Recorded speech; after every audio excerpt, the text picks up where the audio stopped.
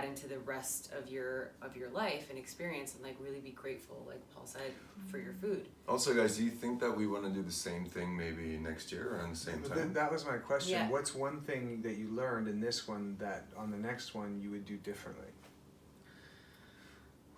Personally, for me, this one has been Same.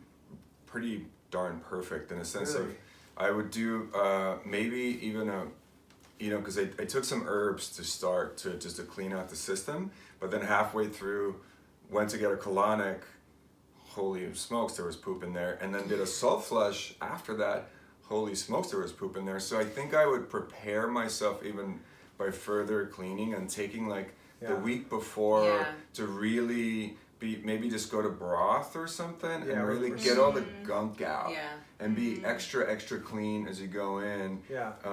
Maybe there's a prep time that's similar to the finish time. Like there's like a getting into it and a getting out. That's which you guys kind of did. I certainly did it. No, we did it with keto, like so that we were fat adapted. So when we stopped eating food, the body's like, oh, I'll continue using the fat that's there. I don't have to go through all the sugar and the glucose and the glycogen. I definitely think the game changer for us this time was the incorporation of Himalayan pink salt during it. Oh, totally. Was like, everything.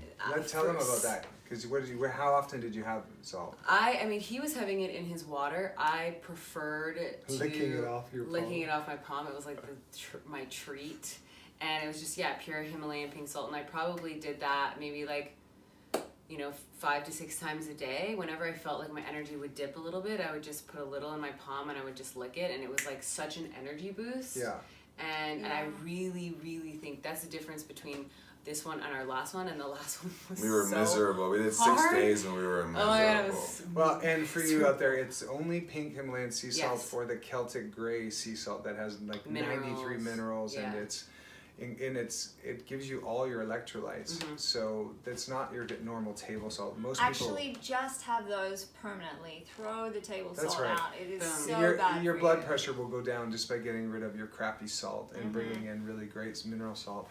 What about you? Nothing you would change for I think it's probably similar to him. I mean, I felt amazing throughout the whole thing. It was very surprising. It was perhaps maybe just a little more time before to cut out some things, but I think cutting out the coffee before was also amazing. Yeah, you guys did that. Yeah, there was. Do you want to talk about the timing, maybe? Oh yes, actually, that's a great thing. So for me, in my womanly cycle, the period of time that I did it was right before my period came, and that's normally the time when I'm extremely hungry. Yes, like I'm ravenous and I want to eat all the time. And so that was a little bit hard for me. My willpower was so strong that I wasn't tempted to break, but I was definitely hungry and I was definitely all up in the food porn game, looking at food constantly. So I think that I would adjust next time for sure, that it would be right after my cycle, because then I'm pretty much not that hungry. So that would be a great adjustment for me. What about you? I mean, the day before we just had one meal at lunch, so I think that helped get into the mode, and we were eating pretty clean. But yeah, I was surprised actually, because we had coffee right up, and I was like, oh God, I'm gonna have headaches. Didn't happen at all. Wow. We only have one coffee a day or two. Yeah. Not like all. Not like the. But it was there was none. Like I've done water before, and I was just like in suffering, like just I remember calling you, and I was like, just severe headaches, and I never get headaches. So I think we did it pretty great. Maybe I would colonics leading up a little bit more, just to make sure everything's cleaned out. Juicing maybe, and like subsequent meals a bit sooner. So, and I was having honey in my tea until about 2 days before. So maybe cut that out, so your body's not like eating the sugar first, and it's already like going for the fat straight up. Because I went into keto maybe a day or two after Paul did, because I had been doing that. So I would just cut things like that out sooner, so it's a smoother transition. But otherwise, I mean, I was hungry, but it was totally fine. Yeah.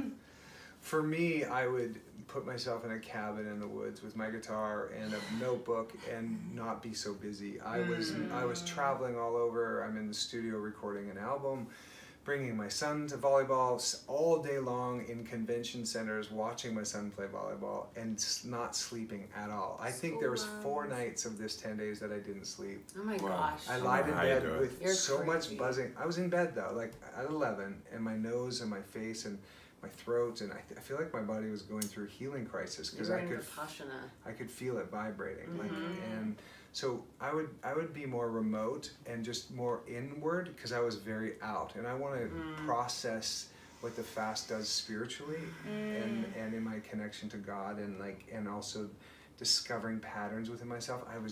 It was nice to be distracted and busy, but next time we'll be more isolated and hot tubs and saunas and massages and scrubs and in the centers they do that. They make you just lay on a bed because it's all about what happens to you but you mentally. have to exercise too. You have to do a little exercise and there's saunas and massages and stuff, but most of the time you just got to be laying down and drinking water.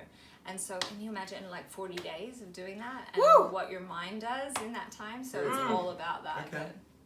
We'd be a new person. Yeah.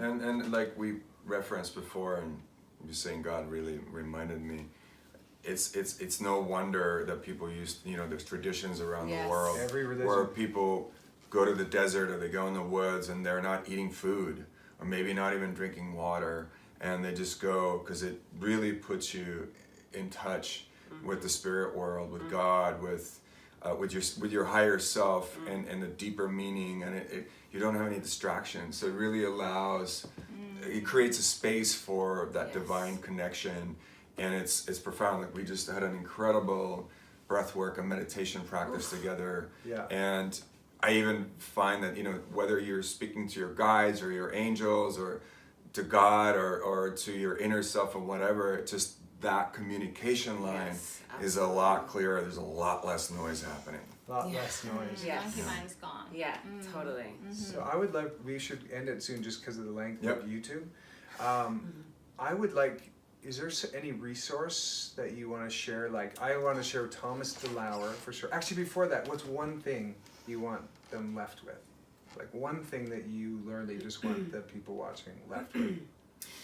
If there's one thing I would leave you guys with, for me, it's just the mental blocks or that we create for ourselves.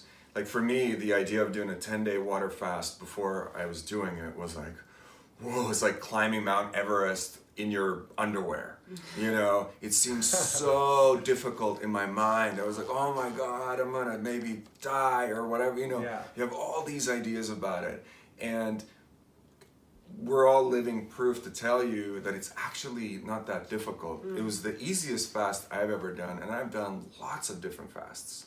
So don't let the mind trick you not into doing a fast or doing something that seems challenging. But really when you just put one foot in front of the other and you start with day one, and have a strong why you're doing it, and it'll just drive you through it. And there's so much resources out there on the internet. Like we've read so many articles, and there's books, and there's support groups, and there's so much information that there's no reason not to do it. And the health benefits are out of this world.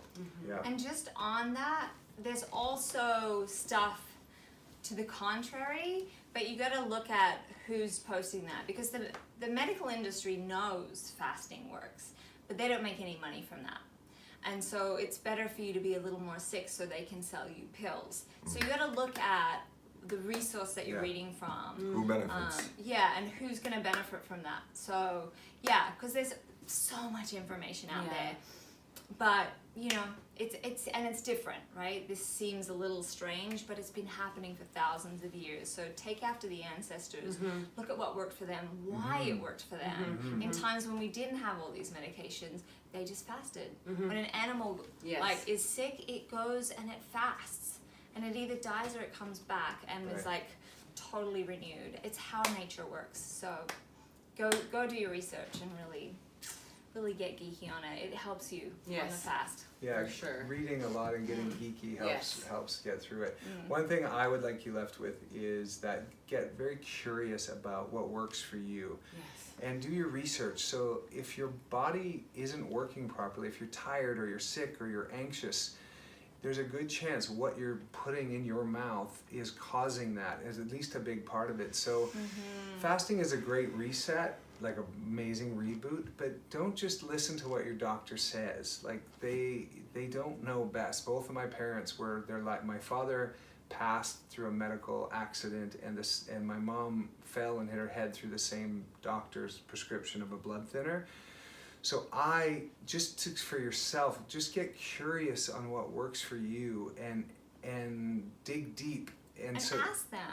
Say, why am I on 5 different pills? Yeah. What are these all doing to me? Why am I having these reactions? Like, really get curious with your doctor. Yeah. Make them answer you. Yeah, and do it with someone. Don't do it alone. Yeah. That's what I want you left with. Doing it like this, we had a larger group. That's helps huge. you stay accountable, and posting every day to social media kept us accountable too. I was like, I gotta make it to 10 days because I've shared it with thousands of people. Yeah. What about you, Ray?